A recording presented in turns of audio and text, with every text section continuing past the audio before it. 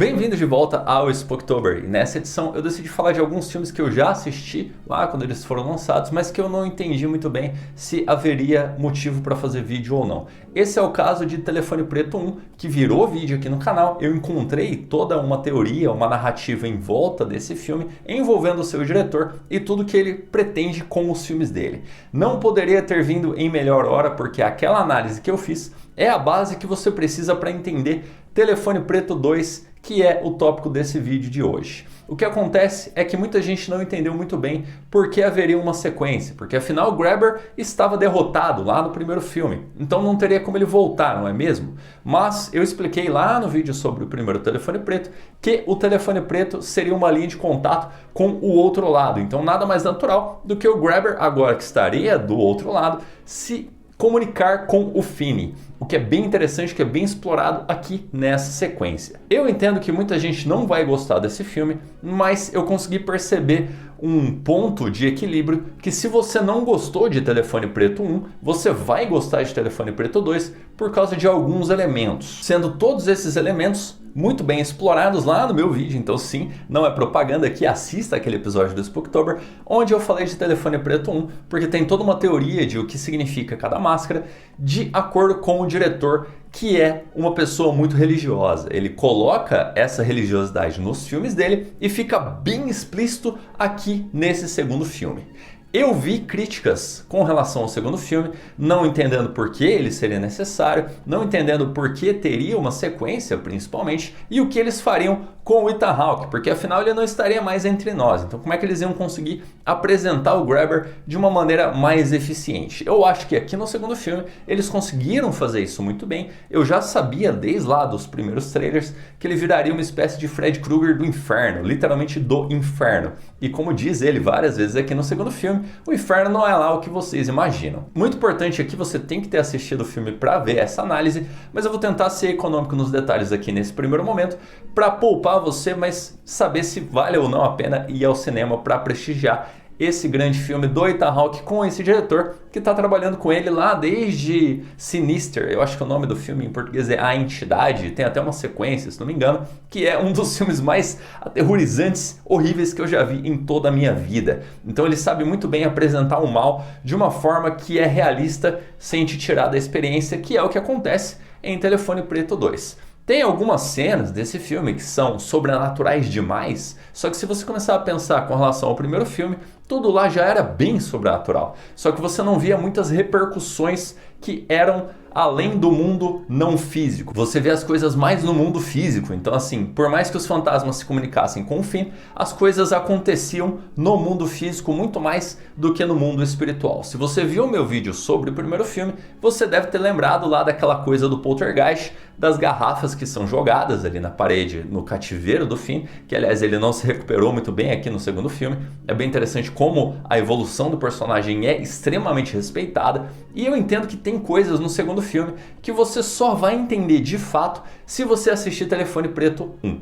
É bastante óbvio, porque o nome do filme é Telefone Preto 2, não é um título mais abrangente, ou sei lá, Telefone Preto, A Última Chamada, alguma coisa assim. Então sim, você precisa assistir o 1 para assistir o 2, eu acho que isso é óbvio, porque pelo amor de Deus, é o 1 e o 2, né? Agora, é muito importante que você esteja com ele fresco na memória, porque tem algumas falas que você só entende se você se lembrar lá do começo do primeiro filme. Então precisa estar fresco na sua memória para você pegar ali aquela metalinguagem, aquele subtexto muito bem desenvolvido. Outra coisa que é extremamente bem desenvolvida aqui é a irmã do Finn. Eu fiquei muito feliz de ver ela. Assim, melhor parte do primeiro filme é ela, só que parece que ela não faz lá muita coisa. Você está assistindo ali no primeiro filme e parece que tudo que ela está fazendo não tem lá muita importância. Até, tipo, ela acha o irmão, só que ela não acha nem a casa certa. Tudo bem, ela ajudou a encontrar, só que ela não resgatou ele. A polícia não resgatou ele no final. Então ela ficou com aquele sentimento ali, pelo menos pra mim que assistiu o filme,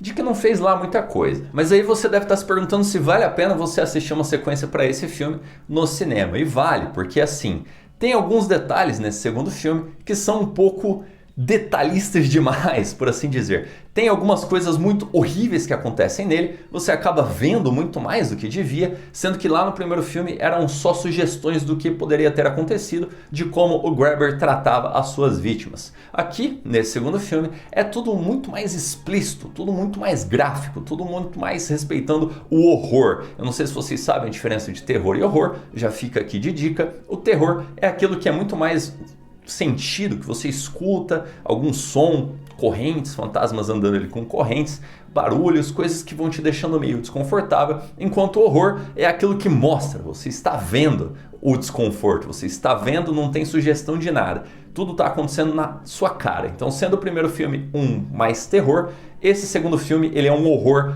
clássico. Então, se você gosta de uma coisa mais exagerada, um negócio mais visceral, o segundo filme é pra você. Como eu disse lá no começo do vídeo, se você não gostou do primeiro filme por ele ser pé no chão demais, pelas coisas não acontecerem muito, né? E principalmente pelo Grabber não ter realmente sido um vilão muito forte, no segundo filme ele é um vilão muito forte, você consegue ver ele muito mais agindo, eu acho que isso não é spoiler porque tá óbvio desde o trailer, e as personagens são exploradas de um jeito muito mais sobrenatural. Então, se você quer ver uma coisa mais espalhafatosa, você vai amar o segundo filme. Eu estou naquele grupo de pessoas que gostou tanto do primeiro quanto do segundo quase que igualmente, porque eu entendi que enquanto o primeiro filme fazia um final muito melhor, esse segundo filme faz um desenvolvimento muito melhor. Falando sobre o final, eu falo na parte de spoilers, mas você não vai se arrepender de ver esse filme no cinema. Ele é muito legal, muito divertido de ser assistido, ele tem aquele feeling mais anos 70, anos 80, lembrando que esse filme ele se passa nos anos 80 e toda a ambientação dele é mais na neve, então é aquela coisa de não é só o Grabber, também são as intempéries, também o clima é um inimigo para a coisa que eles têm que fazer ali. Uma coisa que eu gostei bastante do segundo filme que tem no primeiro, mas que aqui foi meio que deixada meio diversificada no meio do filme, é aquela coisa de eu preciso concluir essa missão, eu tenho um objetivo e depois que eu concluir esse objetivo, o filme se completa, digamos assim. Você vai seguindo ali o personagem, ele vai tentando resolver os mistérios e a coisa se completa em um círculo muito fechado. No primeiro filme era meio que direto, né? Tinha o fantasma ligava, falava, faz isso aqui. Aí ia lá o Finn, fazia, dava errado, porque afinal era fantasma, né? Então pra ele não deu certo, pro Finn também não ia dar. E no final tem aquela coisa de arco se fechando e aí você veria que todas as coisas que deram errado, tudo bem ter dado errado, porque no final tudo junto funcionou para libertar o Finn. Aqui no segundo filme não é tão direto, não é pega isso aqui, faz isso aqui, vai nessa direção, resolve isso aqui. Não é assim, é a coisa muito mais quebrada, muito mais um quebra-cabeça que vai se resolvendo ao longo do filme e que eu adorei. Os personagens são incríveis, a irmã do Finn é a atriz principal, que é a protagonista, né? Porque o Finn é meio que deixado de lado ali. E os personagens que vão sendo adicionados na história, principalmente a Mustang, são fantásticos. É muito legal como eles conseguiram explorar isso de uma maneira rápida, simples, eficiente, sem ficar conversando demais. Você viu o personagem, você via ele agindo de um jeito e estava tudo resolvido. Aquilo se seguiria até o final do filme.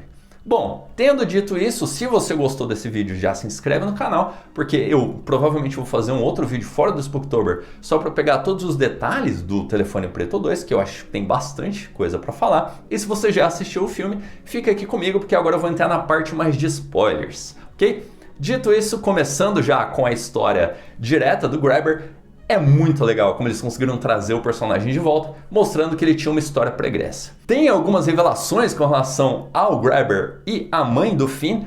Assim, pra mim não foi revelação nenhuma, porque desde o primeiro filme eles falam que ela era muito religiosa, então é claro que ela não ia fazer aquilo que dizem que ela fez. E a irmã do Finn é muito mais bem explorada, é muito legal como ela tem aquelas conversas com a mãe dela, elas têm essa conexão meio atemporal, porque se você parar pra pensar, se ela consegue ver as coisas que já aconteceram, ou que vão acontecer, é claro que a mãe dela ia conseguir conversar até com a própria filha ali num espaço meio atemporal, meio que do além para a pessoa que está recebendo a ligação. É bem legal como eles conseguiram conectar isso, tendo o cenário do acampamento como plano de chão, sem ficar muito naquela coisa de ficar discutindo coisa de colégio, que é apresentado muito rapidamente ali bem no começo e que eu achei que funcionou muito bem para mostrar como o Finn estava lidando com aquela coisa toda. Ele aprendeu a brigar, ele virou o valentão do colégio e ele até cita o amigo dele lá no começo que é bom tirar um sanguinho quando tem plateia, porque a plateia gosta e fica impressionado. Ele, claro que ficou famoso, né? O cara que derrotou o Grabber também entrou em cadeia nacional, a história entrou em conhecimento público, todo mundo sabe quem é, todo mundo sabe quem é o garoto que derrotou o Grabber, e eu acho que isso é muito legal, sem tirar aquela coisa, tirar todo mundo do filme e fazer todo mundo ficar famoso, virar super-herói, aí todo mundo conheceria o fim. Eu acho que foi bom que eles não deixaram isso muito claro. Até porque eles chegam lá no acampamento e ninguém reconhece eles, que seria uma coisa que aconteceria lá nos anos 70 e 80. Se você pensar hoje em dia, é claro que eles iam ser reconhecidos, né? Ia ver o nome ali, ia pensar, pô, eu conheço esse nome, não é estranho. Dá um Google, já encontra, já vira aquele alvoroço todo.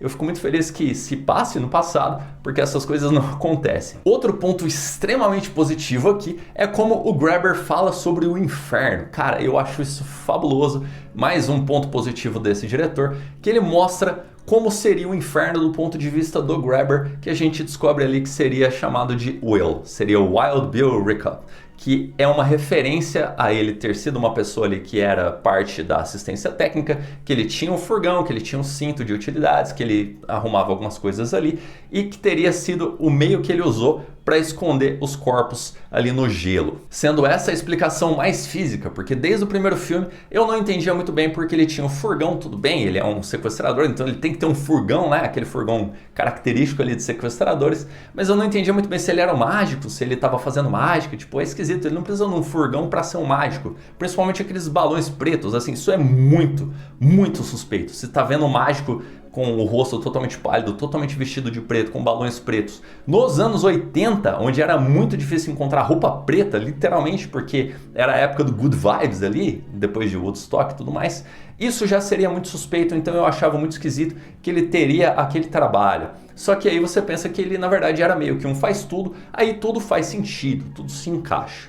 O que acontece de mais legal aqui é como ele fala, ele tem aquela conversa com a irmã do Finn ali no furgão, enquanto ele está levando a mãe dela para fazer aquela coisa horrível, e aí eles têm aquela conversa sobre o inferno, que o inferno é um lugar que não é como você imagina. O inferno é um lugar que tira todas as suas memórias, tira toda a sua humanidade e deixa só os seus pecados. Eu acho que isso foi maravilhosamente explicado aqui, muito bem explorado, mostrando que não sobraria mais ser humano, não sobrariam mais olhos, mais boca, só os chifres e a máscara, que lembrando que lá no final ele pega e arrasta para o gelo, mas já a gente chega nesse ponto. Outra coisa que eu achei bem legal aqui foi essa apresentação do pai dele sendo um pai bom de novo, porque lá no primeiro filme, eu sei que muita gente vai discordar, ele era um pai abusivo, ele era uma pessoa ruim em essência, mas se você pega tudo que ele passou, que ele ficou ali tendo que cuidar dos filhos dele sem a esposa, lembrando que ali no segundo filme a gente vê que ele se culpou, ele devia se culpar demais do que aconteceu ali, porque ele não conseguiu,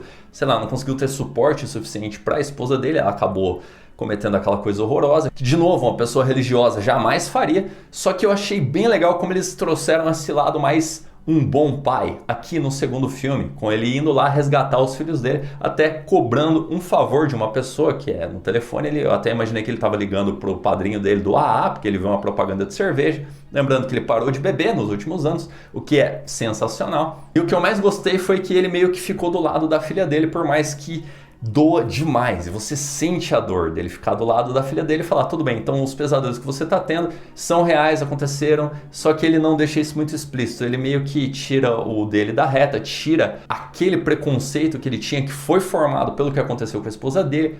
Eu consigo entender esse personagem, eu entendo a força dele, eu acho ele muito bom aqui no segundo filme, e eu acho que o lado bom dele ficou muito mais explícito para quem não tinha entendido lá no primeiro filme, porque ele era um bom pai. Por mais que ele fosse abusivo, fosse uma pessoa ruim, bebesse e tudo mais, ele ainda tentava ser um bom pai. Eu acho que isso ficou meio que passou despercebido para a maioria das pessoas. Principalmente para quem não gostou tanto do primeiro filme. E essa teoria de que o inferno tira toda a humanidade do personagem e deixa só os pecados, casa perfeitamente com a minha explicação lá das máscaras. Porque, por exemplo, quando ele tá meio transtornado com a situação, o rosto muda, ele muda para máscara ranzinza, digamos assim, eu acho que esse é o melhor termo. E quando ele está tentando enganar, quando está tentando ludibriar, muda para o sorriso. Lembrando que quando o Finn tem a memória do Grabber, ele vê com o rosto sem nada, pensando, pô, o que esse cara quer comigo ainda? Porque sim, ele ainda recebe as ligações, então ainda está acontecendo aquela coisa sobrenatural que invade esse filme completamente.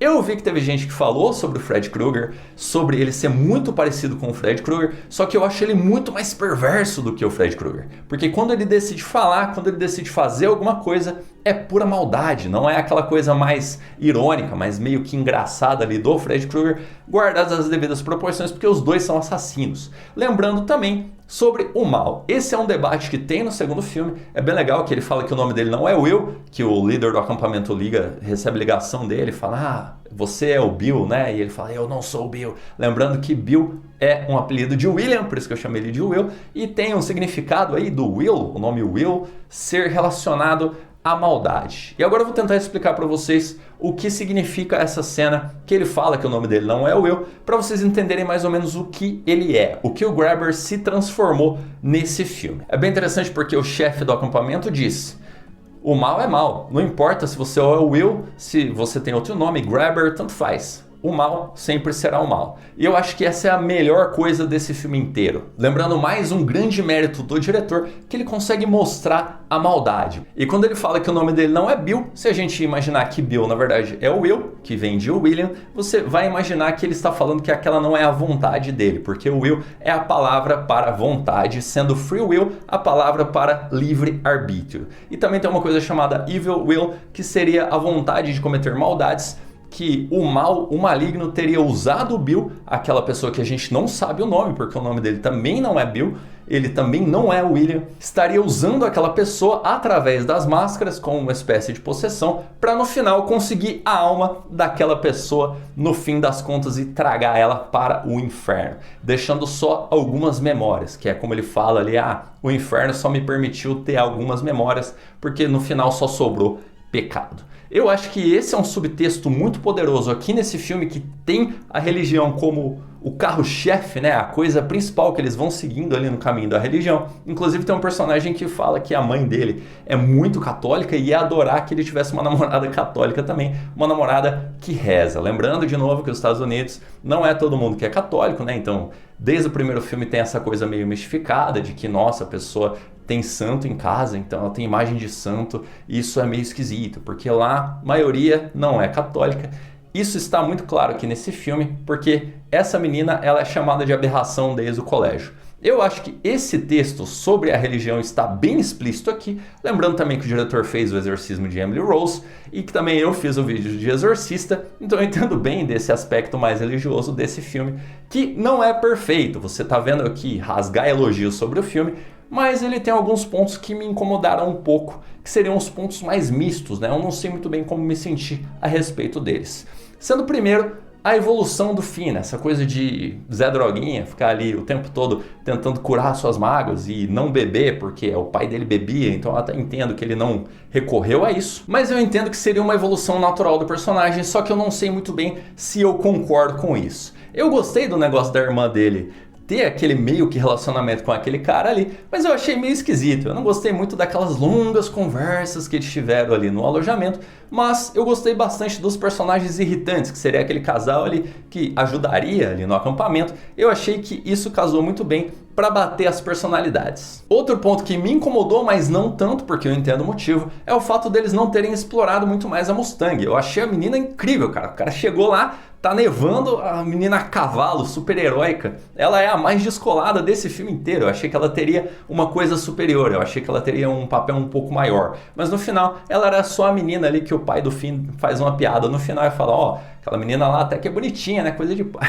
Eu achei isso incrível, achei muito legal como eles trataram a personagem, mas eu queria que tratassem ela com um pouco mais de evidência. Eu queria que ela fosse maior nesse filme. Eu entendo porque não foi, eu entendo que era uma história muito mais sobre os dois irmãos tentando descobrir aquilo tudo que aconteceu com a mãe deles, e tudo bem, então tá perdoado. Agora, o que eu não posso perdoar é o final. Eu não gostei do final, cara. Eu achei muito esquisito lá, o Finn batendo no Grabber, tipo, batendo no nada. Como é que ele conseguiu fazer aquilo? Tudo bem, ele tinha um vínculo com o personagem, ele também ouvia o telefone tocando, mas eu achei tudo muito esquisito, que o Grabber estava literalmente patinando no gelo e a gente conseguia ver as marcas do patins, tipo, Achei isso meio absurdo demais. Eu entendo, tinha que ter um grande finale, tinha que ter aquela coisa de, nossa, encontramos os corpos, tiramos a força do Fred Krueger, quer dizer, do Grabber, e aí tudo se resolve em um final mais espetacular. Mas eu não gostei tanto do final desse filme. Como eu disse lá no começo, quando eu falei sobre coisas mistas, né, como você se sente assistindo o primeiro filme e o segundo filme, eu entendo que quem gostou mais do decorrer do primeiro filme não goste tanto do decorrer desse segundo filme, porque é totalmente diferente. Lá no primeiro filme você tem uma coisa que vai se resolvendo aos poucos, as coisas vão escalando ali, passinho de tartaruga, o telefone toca, o Finn recebe a ligação, sabe o que tem que fazer, faz, a coisa dá errado e por aí vai. Esse é o desenvolvimento do primeiro filme. Já no segundo filme o desenvolvimento é muito mais rápido, as coisas vão acontecendo sem uma ordem lógica, é bem legal que quando o Grabber pega ela, ele olha para aquela multidão que está olhando para ele, e ao invés dele só deixar a menina ali, vamos esperar que todo mundo ache só que ela é maluca e não ajude ela, ele decide fazer um show-off ali e começar a jogar ela para a parede. Eu achei isso fantástico, mas eu não esperava. Então, esse filme ele é muito mais sobrenatural e inesperado, enquanto o primeiro é muito mais pé no chão, que lembra bastante Verão de 84, que é um filme que eu já falei aqui no canal, lá nos primórdios, lá no comecinho. Enquanto que o final do segundo filme não me agradou muito. Eu sou muito mais fã do final do primeiro filme, porque o final do primeiro filme as coisas se encaixam naquele quebra-cabeça que estava meio óbvio ali do começo ao fim, e o Finn finalmente derrota o maligno. Mas lembrando, o mal nunca é derrotado. E aí a gente volta no final do segundo filme com o Grabber pegando a máscara de volta, lembrando a máscara que tem os chifres, ou seja, ele volta aquela coisa maligna e ele é puxado para o fundo do lago congelado. Eu lembrei bastante de Sexta-feira 13 assistindo essa cena e eu pensei, pô, Jason vai voltar no próximo episódio, então eu acho que vai ter uma sequência. Eu me pergunto como seria essa sequência, eu não sei se foi confirmado, então eu tô falando de cabeça aqui. Eu acho que se tiver uma sequência, eles vão seguir essa coisa muito mais sobrenatural do Grabber, como ele vai cada vez mais se transformando em uma criatura mais monstruosa, mais demoníaca. Aliás, o que você achou dele sem máscara? Você gostou daquele sorriso bizarro que me lembrou claramente uma criatura vinda de Doom? Deixa aí nos comentários que com certeza eu vou ler. Mas e aí, o que você acha? Você concorda com esse aspecto mais religioso do filme ou você acha que eu estou viajando? Dito isso, muito obrigado por assistir até aqui e até o próximo vídeo.